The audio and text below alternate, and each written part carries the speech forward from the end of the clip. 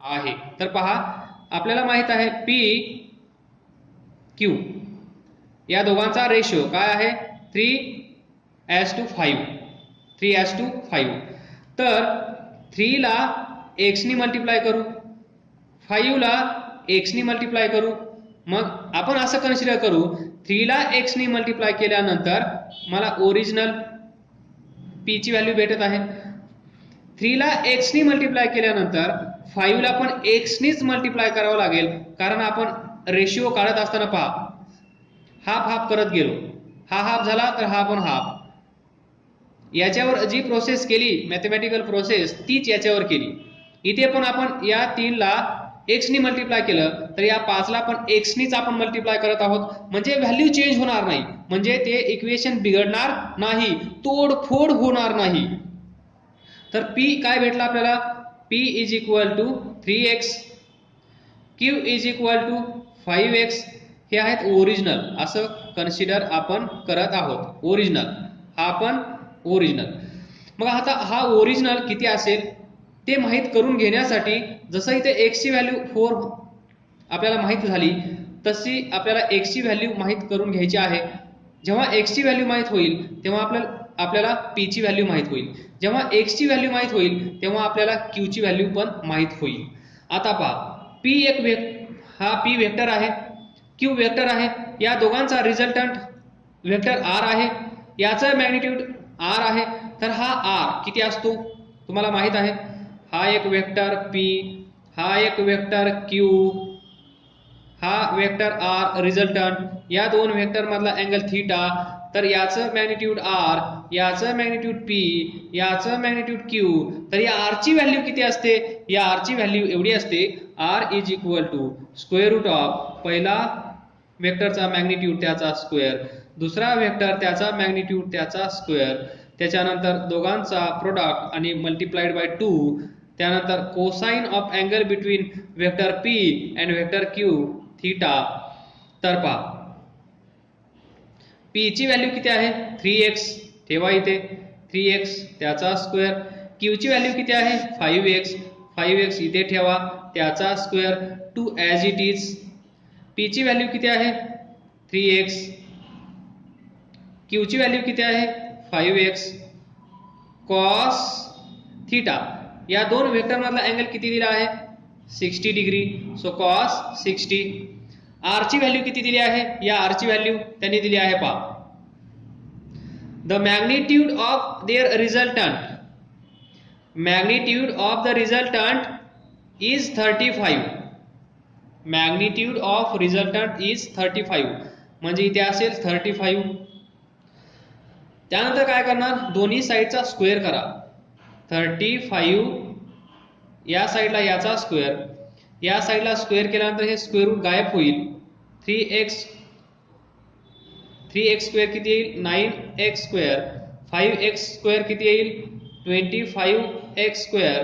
इथे पहा 5 3 जा 15 आणि cos 60 ची व्हॅल्यू किती आहे, cos 60 ची व्हॅल्यू किती आहे, cos 60 ची व्हॅल्यू म्हणजेच sin 30 ची व्हॅल्यू, आणि sin 30 ची व्हॅल्यू असते हाफ, म्हणजे इथे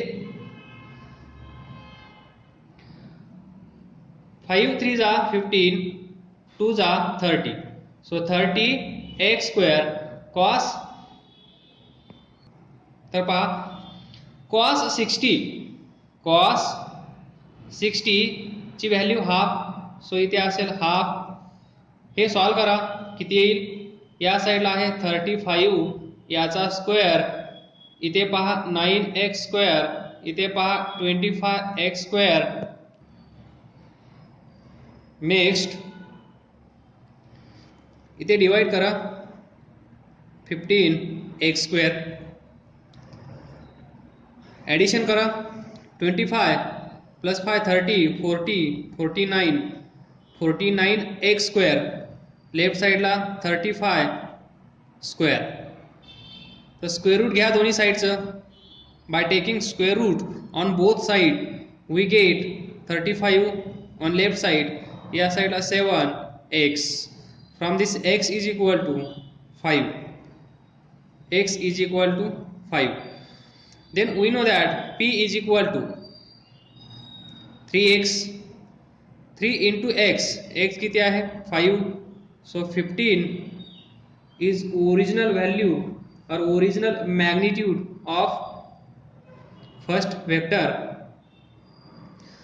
त्यानंतर क्यू किती आहे 5x, so 5 into x, 5 into x किती आला आहे 5, सो 25. तर पहा P बाय क्यू, P ची व्हॅल्यू किती आली 15, Q ची व्हॅल्यू किती आली 25. ही आहे ओरिजिनल व्हॅल्यू. याचा रेशिओ किती आला आहे 5 3 जा 5 5 जा, जो त्यांनी दिला होता. त्यांनी असं दिलं होतं आपल्याला इथून इथे पोहोचायचं होतं आणि आपण पोहोचलो आहोत. So we will take next numerical. पुढचा question, two forces acting in opposite direction. दोन फोर्स दिले आहेत, इमॅजिन करा, just imagine, two forces acting in opposite direction have resultant 10 newton. त्यानंतर when acting perpendicularly have resultant 50 newton. Find the magnitude of forces. तर simple आहे, just imagine मध्ये जायचं आहे. जस्ट इमॅजिन मध्ये जाऊन काय करायचं आहे, टू फोर्सेस, हा पॉइंट घेऊया, हा मास घेऊया, मास तुफान उठा दूंगा, हा मास, या मासवर दोन फोर्स ऍक्ट करायचे आहेत. कसे, अपोजिट डायरेक्शन मध्ये, opposite, acting in opposite direction म्हणजे कसं, हा पहिला फोर्स असा असेल तर दुसरा फोर्स असा असेल, यालाच तर आपण म्हणतो अपोजिट. जेव्हा दोन फोर्स अपोजिट असतात तेव्हा दोन फोर्स मधला अँगल किती असतो 180. अरेच्छा, 180 म्हणजे ही तर एक स्पेशल केस आहे. येतंय लक्षात, स्पेशल केस. आपण पाहिलं law of parallelogram. Law of parallelogram, जेव्हा आपण लॉ ऑफ पॅरलेलोग्राम पाहिला, त्याच्यानंतर आपण छोटंसं डेरिवेशन पाहिलं, how to find resultant vector and its magnitude. तर हा एक फोर्स, या दोघांचं रिझल्टंट 10 आहे या केसमध्ये. सो इथे R ची व्हॅल्यू आहे 10, आलं लक्षात. त्यानंतर पहा, ऍक्टिंग परपेंडिक्युलरली, तेच दोन फोर्स एकमेकांना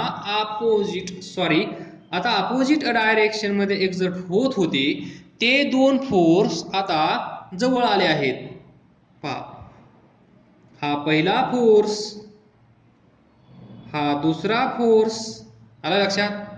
ऍक्टिंग परपेंडिक्युलरली 90 डिग्री, इथे 180 डिग्री. हे सांगणार नाहीयेत, या दोघांमधला अँगल सांगणार नाहीयेत, ते तुम्हाला इमॅजिन करावं लागेल. अपोजिट म्हणजे असं, आणि असं असल्यानंतर या दोघांमधला अँगल असतो 180 डिग्री. तीच केस, तेच दोन फोर्स, हा फोर्स तसाच ठेवला, दुसरा फोर्स इथे होता. पहा, याला पण अँटी पॅरलल म्हणतो आपण. कोणती केस आहे, स्पेशल केस, अँटी पॅरलल. इथे परपेंडिक्युलर, हा फोर्स याला परपेंडिक्युलर नाही सर, हा फोर्स याला परपेंडिक्युलर, यस, काही म्हण चालेल. मग इथे magnitude R is equal to 50 newton, इथे 10 न्यूटन. तर आता पहा, इथे ही बॉडी आहे, या बॉडीवर या डायरेक्शन मध्ये फोर्स एक्झर्ट होत आहे. ही बॉडी आहे, या बॉडीवर या डायरेक्शन मध्ये फोर्स एक्झर्ट होत आहे. मग फायनली ही बॉडी इकडे जाईल की इकडे जाईल, तर ही बॉडी इकडे जाणार नाही, ही बॉडी इकडे जाणार नाही, करेक्ट. मग जाईल कुठे, ही बॉडी जाईल कुठे, तर ही बॉडी जाईल एकतर या साईडला किंवा एकतर या साईडला. सर, हा फोर्स जर मोठा असेल तर ही बॉडी इकडे जाईल.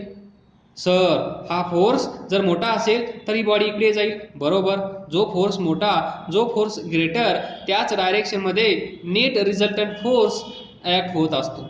म्हणजे depends upon which force is greater. तर त्याच्याशी आपल्याला काही देणं घेणं नाहीये, पण नेट रिझल्टंट फोर्स या दोघांचा 10 न्यूटन आहे. 10 न्यूटन आहे एवढं त्यांनी सांगितलं आहे. तर आपण दोन्ही केसचा विचार करूया. या केसमध्ये resultant R is equal to कसा फाइंड करतो आपण? पहिला काय आहे F1 त्याचा स्क्वेअर, दुसरा कोण आहे F2 त्याचा स्क्वेअर. आता पहा, आतापर्यंत आपण PQ असं म्हणत होतो. आता P ची जागा F1 न घेतली, Q ची जागा F2 न घेतली. सो F1 स्क्वेअर दुसऱ्याचा स्क्वेअर मॅग्निट्यूड 2 F1 F2 त्यानंतर कॉस दोघांमधला अँगल थीटा. तर पुट करून पहा, आर ची व्हॅल्यू त्यांनी दिली आहे. आर ची व्हॅल्यू फाइंड करायची गरज नाही. आर ची व्हॅल्यू फाइंड करायची गरज नाही कारण आर ची व्हॅल्यू त्यांनी दिली आहे. तर पुट करा 10. या केसमध्ये 10 आहे. So F1 square plus F2 square plus 2 F1 F2 cos theta. Cos theta किती आहे 180. So cos 180. मग आता कॉस 180 ची व्हॅल्यू पाठ करून ठेवा आजपासून. कॉस 180 इज इक्वल टू -1 अशी व्हॅल्यू पाठ करून ठेवा. ही व्हॅल्यू इथे पुट करा. काय भेटेल 10 is equal to square root of पहिला स्क्वेअर दुसरा स्क्वेअर. कॉस 180 ची व्हॅल्यू -1 ठेवल्यानंतर हा मायनस इथे येईल. मग हा प्लस आहे हा मायनस आहे. प्लस मायनस काय होईल, हा प्लस गायब होईल मायनस येईल. 2 F1 F2. चला पुढे 10 इज इक्वल टू आता स्क्वेअर रूट मध्ये काय आहे पहा, याचा स्क्वेअर प्लस याचा स्क्वेअर मायनस या दोघांचा प्रोडक्ट आणि त्याला 2 नी मल्टिप्लाय केला आहे. तर याला आपण असं लिहू शकतो F1 मायनस F2 आणि ब्रॅकेटचा square A minus B bracket square A minus B bracket square. हे सॉल्व करा, तुम्हाला हे भेटतं. तर आता याला कसं लिहिणार तुम्ही 10 is equal to F1 minus F2 याचा स्क्वेअर. परत हे सर्व कुठे आहे स्क्वेअर रूट मध्ये आहे. 2 कॅन्सल होईल. तुम्हाला भेटेल 10 is equal to F1 minus F2. हे तर तुम्ही डायरेक्ट पाहिले इथेच मगाशी आपण डिस्कस केलं. रिझल्टंट म्हणजे काय, ही एक स्पेशल केस आहे. हे आपण पाहिलं थेअरीचा अभ्यास करत असताना, थेअरी लर्न करत असताना पाहिलं. अँटी पॅरलल असतील तेव्हा रिझल्टंट कसा येतो F1 मायनस F2 मॉडमध्ये positive value F1 minus F2. ही स्पेशल केस आहे. F1 मायनस F2 जर असा असेल तर इथून पुढे लक्षात ठेवा, डायरेक्ट तुम्ही असं लिहिलं तरी चालेल किंवा असं लिहिलं तरी चालेल, डायरेक्ट असं लिहिलं तरी चालेल. अँटी पॅरलल म्हणा आणि आपण दोन वेक्टर किंवा रिझल्टंट फोर्स जे काही तुम्हाला रिझल्टंट फाइंड करायचा असेल अँटी पॅरलल केसमध्ये तर तुम्हाला सबट्रॅक्शन करावं लागेल. तर एक इक्वेशन तुम्हाला भेटलं. आता दुसऱ्या केसमध्ये या. दुसऱ्या केसमध्ये पहा, परत आपल्याला तोच फॉर्म्युला यूज करायचा आहे. R is equal to F1 square F2 square 2F1 F2 cos theta. R ची व्हॅल्यू इथे किती आहे 50. असं होतं तेव्हा असं. आता असं झाल्यानंतर असं कसं काय शक्य आहे, तर पहा इथे लिहा 50. त्यानंतर square root of F1 square F2 square plus 2F1 F2 cos theta. Cos theta किती आहे पहा इथे. आता दोन वेक्टर मधला अँगल, या दोघांमधला अँगल किती आहे 90. सो कॉस 90 आणि लक्षात ठेवा कॉस 90 इज इक्वल टू 0. मग हे टोटल 0 होऊन जाईल. याला कन्सिडर करायची गरज पडणार नाही. तर मग हे इक्वेशन एकदम सिंपल तयार होईल. Square root of F1 square F2 square equation number 2. हे इक्वेशन थोडंसं सोपं बनवण्यासाठी दोन्ही साईडचा स्क्वेअर करा. स्क्वेअरिंग ऑन बाय टेकिंग और स्क्वेअरिंग ऑन बोथ साईड. तर इथे काय येईल 2500 येईल 50चा स्क्वेअर. इथे काय येईल F1 square plus F2 square. तर हा स्क्वेअर कुठे गेला तर हा स्क्वेअर असा कॅन्सल होतो. स्क्वेअर रूट त्याचा स्क्वेअर मग हे कॅन्सल होईल. याच्या उलट असेल पण असंच घडेल तिथे. तर याला आपण इक्वेशन 2 म्हणूया याला म्हणण्यापेक्षा. तर आता पहा इक्वेशन 1 तुमच्याकडे आहे. फ्रॉम इक्वेशन 1 तुम्ही लिहू शकता F1 minus F2 is equal to 10. बरोबर. इथून पहा F1 is equal to 10 plus F2. आलं लक्षात. F1 is equal to 10 plus F2. ही व्हॅल्यू उचला आणि इथे ठेवा. F1 ची व्हॅल्यू इथे ठेवा. मग इक्वेशन 2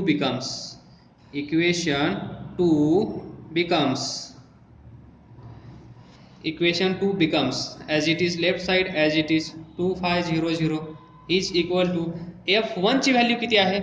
F1 ची व्हॅल्यू आहे 10 प्लस F2. 10 प्लस F2 आणि त्याचा स्क्वेअर. पहा F1 ची व्हॅल्यू किती आहे 10 प्लस F2. 10 प्लस F2 इथे ठेवा त्याचा स्क्वेअर करा प्लस कोण आहे F2 स्क्वेअर. आता हे काय आहे A plus B bracket square. तर हे कसं सोडवतो आपण A square plus 2AB plus B square. हा फॉर्म्युला इथे वापरा. मग काय येते पाहूया आपण. लेफ्ट साईडला 2500 या साईडला याचा स्क्वेअर 100 याचा स्क्वेअर म्हणजेच F2 चा स्क्वेअर प्लस या दोघांचा प्रोडक्ट त्याची डबल ही टर्म. सो डबल केलं तर काय होईल 20 होईल. 20 F2 त्यानंतर हा F2 square. Now see here F2 square काय येईल 2 F2 स्क्वेअर. हा 20 F2 प्लस हा 100 लेफ्ट साईडला 2500. तर हा 100 इकडे येईल काय होईल इकडे 2400 is equal to 2 F2 square. इथे काय असेल 20 F2. तर याला इकडे घेऊन जा म्हणजे ज्याला इक्वेशन तयार करूया आपण 2 F2 स्क्वेअर प्लस 20 F2 हा इकडे जाईल तर इथे मायनस होईल. Minus 2400 is equal to 0. आणि हे इक्वेशन तुम्हाला सॉल्व करता येतं छानपैकी. अगोदर 2 नी डिवाइड करा F2 square plus 10 F2 minus 1200. तर हे कसं सॉल्व करतो आपण याचे फॅक्टर शोधायचे. 1200 दोन फॅक्टर इथे आहेत 40 × 30 म्हणजे त्या दोघांचा प्रोडक्ट एवढा आला पाहिजे आणि या दोघांची ॲडिशन एवढी आली पाहिजे. म्हणजेच याची फोड कशी करता येईल 10 F2 कशी करता येईल त्यांच्यामध्ये हे दोन असले पाहिजे. या दोघांचा यूज करून 10 F2 आला पाहिजे. कसं येईल 40 F2 मायनस 30 F2. तर पहा 40 F2 मायनस 30 F2 किती येईल 10 F2. आणि हा इथे पहा मायनस आहे म्हणजे या दोघांपैकी एक मायनस असणार. तर तो मायनस कसा डिसाईड करायचा तर याचं साईन त्यावेळेस आपल्याला हेल्प करेल. कारण या दोघांना ॲड केल्यानंतर 40 F2 हे मॅथमॅटिक्समध्ये तुम्ही शिकाल किंवा शिकले असाल 40 F2 मायनस 30 F2. तर हे किती येईल प्लस 10 F2. तर हे इक्वेशन मी आता लिहितो फॅक्टरायझेशन मेथड याला म्हणतात. So F2 square plus 40 F2 minus 30 F2 minus 1200 is equal to 0. आता इथून F2 कॉमन घेऊया. F2 कॉमन घेतला इथे काय शिल्लक असेल F2 बरोबर.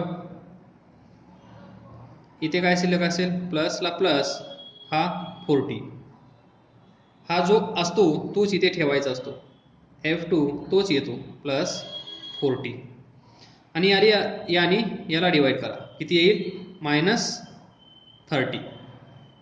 तर हे सॉल्व करण्याचा प्रयत्न करा. -30 इंटू F2, तर पहा तुम्हाला हे भेटत आहे, -30 इंटू F2 हे भेटत आहे, minus plus minus plus minus 30 into 40 1200. तर हे तुम्हाला माहीत असेल असं मी कन्सिडर करत आहे. इथून इथे कसं जायचं, हे कॉमन कसं घ्यायचं, हे सॉल्व कसं करायचं. त्यानंतर हा कॉमन घेऊया, F2 प्लस 40, हा कॉमन घेतल्यानंतर दुसऱ्या ब्रॅकेटमध्ये काय राहील, हा F2 राहील.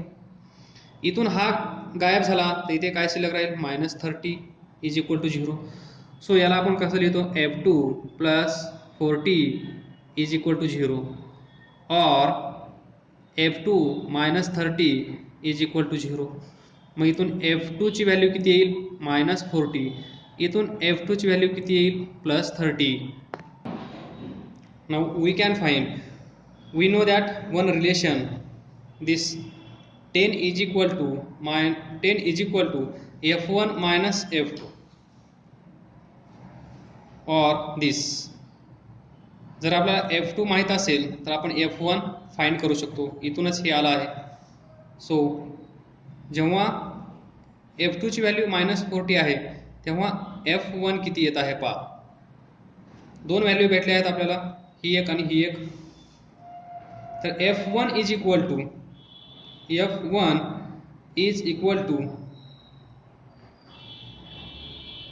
10 प्लस F2. F2 किती आहे, -40. सो आन्सर किती येईल, -30 न्यूटन. F1 याचे युनिट न्यूटन आहेत.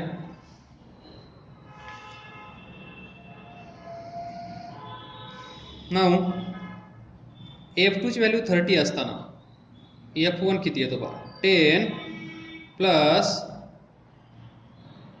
F2, 10 plus F2. F2 ची व्हॅल्यू किती आहे, 30. So F1 is equal to 40 newton. म्हणजेच F2 च्या व्हॅल्यू पहा, F2 ची व्हॅल्यू -40 आहे, F2 ची व्हॅल्यू 30 आहे. त्यानंतर F1 पहा, जेव्हा F2 -40 आहे तेव्हा F1 किती आहे, -30. जेव्हा F2 30 आहे तेव्हा F1 किती आहे, 40. तर युनिट लिहायला विसरू नका, न्यूटन न्यूटन न्यूटन न्यूटन. तर answer of this question, magnitude of forces is F1 is equal to 40, F2 is equal to 30. Next question, the resultant of two forces 3p and 2p is R. आपल्याकडे दोन force आहेत, पहिला force 3p, दुसरा force 2p आणि या दोघांचा resultant R. Next, if first force is doubled, म्हणजे पहिला फोर्स कोणता आहे, 3p, याला डबल केलं, then the resultant is also double. म्हणजे पहिला फोर्स डबल केला, अरे जेव्हा पहिला फोर्स डबल केला तेव्हा रिझल्टंट पण डबल झाला. या केसमध्ये find the angle between two forces. तर व्यवस्थित इमॅजिन करण्याचा प्रयत्न करा. फर्स्ट केस काय आहे पहा. फर्स्ट केस, पहिला फोर्स 3p, दुसरा फोर्स 2p, या दोघांचा रिझल्टंट R. पहा 3p जास्त आहे 2p पेक्षा, तर रिझल्टंट या साईडला असेल. ज्या साईडला जास्त फोर्स असेल किंवा ज्या वेक्टरची व्हॅल्यू किंवा मॅग्निट्यूड त्या वेक्टरचं, ज्या वेक्टरचं जास्त असेल त्या साईडला हा वेक्टर असतो, दोघांची व्हॅल्यू सेम असेल तर सेंटरमधून जाईल. तर या दोघांमध्ये काहीतरी अँगल असेल थीटा. फाइंड अँगल बिटवीन ती टू व्हेक्टर. हा एक वेक्टर, हा एक वेक्टर, या दोन वेक्टर मधला, सॉरी इथे फोर्सेस आहेत, या दोन फोर्स मधला अँगल आपल्याला फाइंड करायचा आहे. So this is R. ही इनिशियल केस आहे. मग त्यांनी काय सांगितलं, हा जो वेक्टर आहे 3p, हा जो फोर्स आहे 3p, याला डबल करा, याला असंच ठेवा. 2p आहे, सुरुवातीला 2p होता, आता पण 2pच. हा अगोदर 3p, आता तो डबल. या केसमध्ये काय होतं, हा जो रिझल्टंट आहे याची व्हॅल्यू वाढली म्हणजे हा अजून इकडे बेंड होईल, अजून इकडे येईल, म्हणजे इकडे असेल तो, याची व्हॅल्यू पण डबल होते, म्हणजे हा 2r झाला. केस 1, केस 2. तर हे आहे प्रॉब्लेम मध्ये दिलेलं. Resultant of two forces 3p and 2p, 3p and 2p is r, बरोबर. If first force is doubled, तर पहा first force doubled, then the resultant is also double. तर पहा रिझल्टंट सुरुवातीला किती होता r, आता किती झाला 2r, एकदम सिंपल. देन इथे जे घडलं आहे त्यानंतर find angle between two forces. हे जे दोन फोर्स आहेत, हे जे दोन फोर्स आहेत, या दोन फोर्स मध्ये अँगल किती आहे, थीटा. तर आता आपण हा फाइंड करण्याचा प्रयत्न करूया. हा अँगल थीटा, दोन व्हेक्टर मधला अँगल, इथे दोन फोर्स मधला अँगल. तर या साईडला पहा, या साईडला काय लिहू शकतो आपण, resultant r is equal to, resultant r is equal to, can we write, पहिला 3p स्क्वेअर, दुसरा 2p स्क्वेअर, त्यानंतर दोघांचा प्रोडक्ट किती येईल, 3 इंटू 2 6p स्क्वेअर, त्याचा डबल 12p स्क्वेअर. आलं लक्षात. या दोघांचा प्रोडक्ट घ्या, 3p इंटू 2p किती येईल 6p स्क्वेअर, त्याचा डबल केल्यानंतर किती येईल 12p स्क्वेअर, आणि अँगल किती असतो कॉस थीटा. हे झालं या साईडला. आता या साईडचं लिहा, किती आहे 2r. सो 2r, रिझल्टंट किती आहे इथे 2r. 2r is equal to, 2r is equal to, पहिला किती आहे 6p, कारण डबल केला, 3p आहे इथे, तो डबल केला 6p, स्क्वेअर रूट मध्ये 6p याचा स्क्वेअर, दुसरा ॲज इट इज आहे 2p त्याचा स्क्वेअर. नंतर या दोघांचा प्रोडक्ट किती येईल 6p इंटू 2p, किती येईल 12p स्क्वेअर, याचं डबल केल्यानंतर किती येईल 24p स्क्वेअर. इथे लक्षात, इथे थोडं मी फास्ट करत आहे. इथे काय असतं, या दोघांचा, याचा आणि याचा प्रोडक्ट आणि त्याचा डबल, ते इथे केलं आहे, इंटू कॉस ऑफ थीटा. नाव सी काय करायचं, दोन्ही साईडचा इकडे एक स्क्वेअर करा, r स्क्वेअर होईल, त्यानंतर हे स्क्वेअर रूट गायब होईल, याचा स्क्वेअर करून घ्या 9p स्क्वेअर, याचा स्क्वेअर करा 4p स्क्वेअर, हे 12p स्क्वेअर कॉस थीटा. इथे या साईडला करा, याचा दोन्ही साईडचा स्क्वेअर करा, इथे येईल 4r स्क्वेअर, हे स्क्वेअर रूट गायब होईल स्क्वेअर केल्यामुळे, तर याचा स्क्वेअर किती होईल 36p स्क्वेअर, याचा 4p square plus 24p square cos theta. पुढे काय करायचं पहा, r स्क्वेअर थोडा आपण सिम्प्लिफाय करू, 9p आणि 4p सेम आहे, सो 13p स्क्वेअर, हे 12p स्क्वेअर कॉस थीटा. या साईडला 4r square same, 36 plus 4 40p square plus 24p square cos theta. येते लक्षात, ॲडिशन, ॲडिशन. याला इक्वेशन 1 म्हणा, याला इक्वेशन 2 म्हणा. डिवाइड इक्वेशन 1/2 किंवा equation 2/1. Equation 1 divided by equation 2. So equation 1 ची लेफ्ट साईड पहा आर स्क्वेअर, इक्वेशन 2 ची लेफ्ट साईड पहा 4r स्क्वेअर. इथे p कॉमन घ्या, या साईडला या साईडने डिवाइड करा. घेत असताना p कॉमन घ्या, p square 13 plus 12 cos theta. इथे पण p कॉमन घ्या, p स्क्वेअर हा 40 ब्रॅकेटमध्ये हा 24 cos theta. p square cancel होईल, r स्क्वेअर कॅन्सल होईल, हे येईल 1/4. इथे येईल 13 plus 12 cos theta divided by 40 plus 24 cos theta. 1 40 24 cos theta, 13 12 cos theta. आता क्रॉस मल्टिप्लिकेशन करा, 1 नी याला मल्टिप्लाय करा, हा इकडे जाईल. So 40 plus 24 cos theta. हा इकडे जाऊन मल्टिप्लाय करेल, क्रॉस हा याला मल्टिप्लाय करेल, हा याला मल्टिप्लाय करेल. तो 13 4 जा 52, 4 नी याला मल्टिप्लाय करा 48 येईल कॉस थीटा. नाही समजलं तर विचारा, तिरकस गुणाकार, याने याला मल्टिप्लाय करा, याने याला मल्टिप्लाय करा. त्यानंतर कॉस थीटा एकत्र घ्या, कॉस थीटा इकडे येईल 24 cos theta minus 48 cos theta is equal to, या साईडला पहा 52, हा 40 इकडे जाईल मायनस होईल. इथे किती येईल 24 cos theta minus 48 cos theta minus 24 cos theta येईल. या साईडला पहा 52 मायनस 40 12 येईल. त्यानंतर इथून cos theta is equal to minus 12/24, हे किती येईल मायनस 1/2.